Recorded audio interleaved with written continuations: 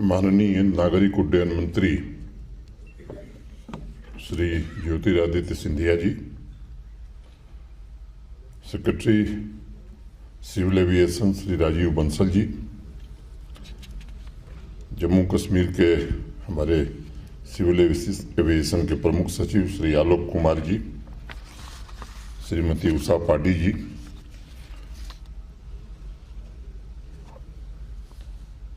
Shri Remi Maillard chairman FICCI सभागार में उपस्थित हमारे टूरिज्म के principal secretary Sarmad Hafeez, divisional commissioner Kashmir Shri Pandurang Pole, सभी एविएशन सेक्टर के स्टेक होल्डर्स, मीडिया के मित्रों, देवियों, सज्जनों, सबसे पहले नागरिक उड्डयन मंत्री माननीय श्री ज्योतिरादित्य सिंधिया जी का और देश के कोने कोने से आए हुए एविएशन सेक्टर से जुड़े हुए सभी साथियों का मैं जम्मू कश्मीर में हृदय से स्वागत करता हूं और उम्मीद करता हूं कि आज का जो विचार विमर्श है वो लास्ट माइल कनेक्टिविटी में एविएशन सेक्टर के भविष्य की भूमिका, अवसर और चुनौतियों पर एक निर्णयात्मक दिशा देने में समर्थ होगा। मुझे याद है पिछले वर्ष माननीय सिंधिया जी यहाँ आए थे और कई विषयों पर उनसे चर्चा हुई थी। एक सुझाव सिंधिया जी की ओर से आया था, उनके मंत्रालय की ओर से, कि जो वैट हम लगाते हैं उसको कम करना चाहिए और उसी दिन हम लोगों ने फैसला किया कि 26.5% जो वैट था हमारे एयर टरबाइन फ्यूल पर, उसे घटाकर 1% कर दिया गया था और उसका परिणाम ये हुआ कि एक वर्षों में श्रीनगर और जम्मू से उड़ानों की संख्या में भारी वृद्धि हुई है और लगभग 100 से ज़्यादा फ्लाइट्स आज श्रीनगर टर्मिनल से ऑपरेट हो रही हैं। एक ऐसी व्यवस्था है जिसमें देश भर के लोगों से जम्मू कश्मीर के लोग जुड़े हैं। जम्मू में लोड पेनाल्टी थी, वो भी समाप्त हो गई और वेट घटने के कारण जो 6 फ्लाइट ऑपरेट होती थी आज लगभग 44 फ्लाइट जम्मू से भी ऑपरेट हो रही है। अगर आंकड़ों के मुताबिक हम जाएं तो ये जो एविएशन सेक्टर है सबसे तेजी से बढ़ने वाला सेक्टर आज की तारीख में हो गया है। 13-14 में जहां डोमेस्टिक पैसेंजर्स की संख्या करीब 61 मिलियन थी, लगभग 14% ग्रोथ हर साल हो रही है और माननीय प्रधानमंत्री जी ने 2017 में, मुझे याद है, जो रीजनल कनेक्टिविटी की स्कीम उड़ान प्रारंभ की थी, एक सपना था कि आम आदमी के लिए भी ये सेवाएं सुविधापूर्वक उपलब्ध हो सकें और आज 1 करोड़ से ज़्यादा लोग हमारे देश में हवाई यात्रा कर रहे हैं।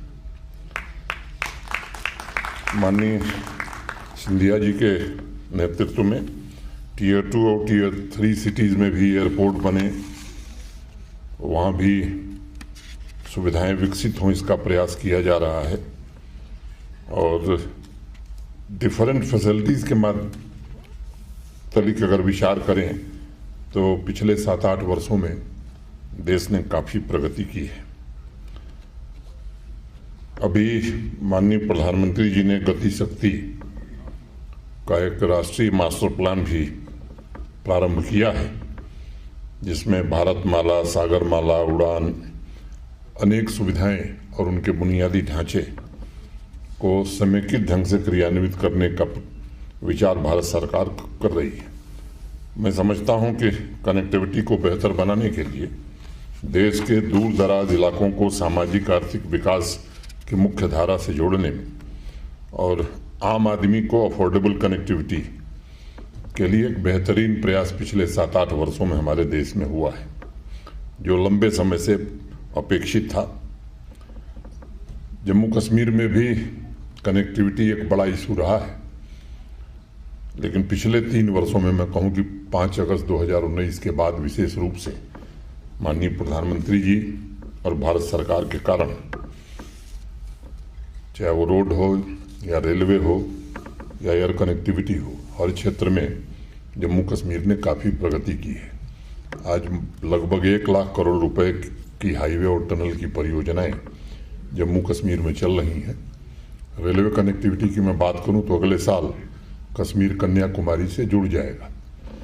मैंने आपको बताया, अभी समय था जब कई मानकों में जम्मू कश्मीर देश के विभिन्न राज्यों या यूटीज में उसकी गणना नहीं होती थी, लेकिन आज मैं कह सकता हूं कि जम्मू कश्मीर जितना खूबसूरत है उसी गति से विकसित भी हो रहा है। एक दौर था जब मैंने आज़ादी से लेकर और 1-1.5 साल पहले तक कुल 14-15 हज़ार करोड़ के इन्वेस्टमेंट, प्राइवेट इन्वेस्टमेंट यहाँ आया था। एक इंडस्ट्रियल स्कीम, नई इंडस्ट्रियल स्कीम भारत सरकार ने जम्मू कश्मीर के लिए लॉन्च की और जिसका प्रतिफल ये हुआ कि मोटे तौर पर आज हमारे पास 56,000 करोड़ के इन्वेस्टमेंट के प्रस्ताव हैं, जिसमें 38,000 करोड़ के प्रस्तावों की स्वीकृति दे दी गई है। उनके काम भी हो रहे हैं। आने वाले 2-3 महीनों में बाकी की स्वीकृति भी प्रदान कर दी जाएगी। विभिन्न क्षेत्रों में जो परफॉर्मेंस की रैंकिंग है, पहले जम्मू कश्मीर को नीचे से लोग देखते थे, अब लोग ऊपर से देखना शुरू कर दिए हैं। मैं अनेक बातें बता सकता हूं, लेकिन मुझे लगता है कि आज आवश्यकता नहीं उस पर चर्चा की जाए। भविष्य की उम्मीदों के रूप में जम्मू कश्मीर की पूरी प्रतिभा का दोहन हो सके, चाहे हमारे नौजवान हों, किसान हों, महिलाएं हों, समेकित ढंग से सब लोग मिलकर के जम्मू कश्मीर आगे बढ़ सके, इसकी कोशिश हो रही है। प्रधानमंत्री ग्राम सड़क योजना में आज हम देश में 3रे स्थान पर हैं। ई गवर्नेंस में यूटीज की श्रेणी में हम नंबर 1 पर हैं। अगर मैं पर्यटकों की संख्या की बात करूं तो देश में सबसे ज़्यादा पर्यटक आज जम्मू कश्मीर में आ रहे हैं और मैं कह सकता हूं कि अनप्रेसिडेंटेड 25 वर्षों में इतने पर्यटक जम्मू कश्मीर नहीं आए। जनवरी से अब तक का जो आंकड़ा बताया गया है वो 1,61,00,000 टूरिस्ट यहाँ आ चुके हैं।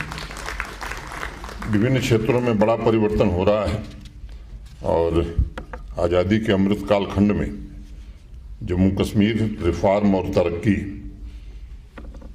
की दिशा में आगे बढ़े, यही हमारे लिए अमृत काल खंड है। बुनियादी ढांचे के विकास के साथ साथ हमारी अर्थव्यवस्था भी ठीक हो, इसकी कोशिश हम सब कर रहे हैं। आज के हेली इंडिया समिट के थीम में मैं समझता हूं कि जम्मू कश्मीर का ज़्यादा ही जुड़ाव है और मैं आभारी हूं माननीय मंत्री जी का, सिविल एविएशन डिपार्टमेंट का, कि इन्होंने इस समिट को यहाँ किया है और संभावनाएं असीम हैं यहाँ। हमें आवश्यकता भी इस बात की है।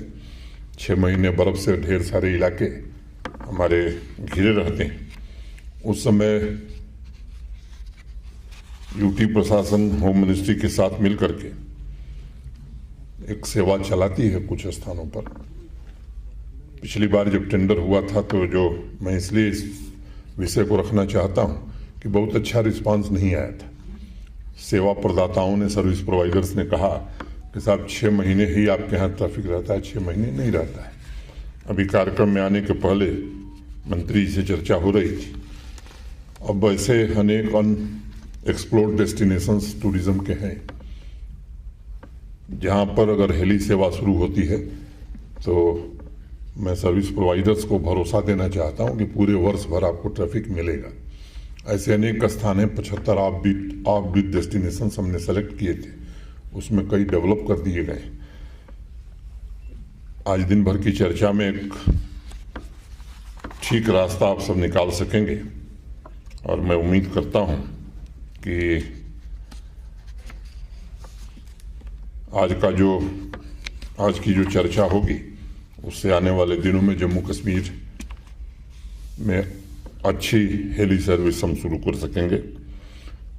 भारत सरकार ने जो नई पॉलिसी बनाई है जिसमें आपको बड़ा इंसेंटिव भी मिल रहा है, हम भी चाहते हैं कि ये सेवाएं जम्मू कश्मीर में शुरू हों।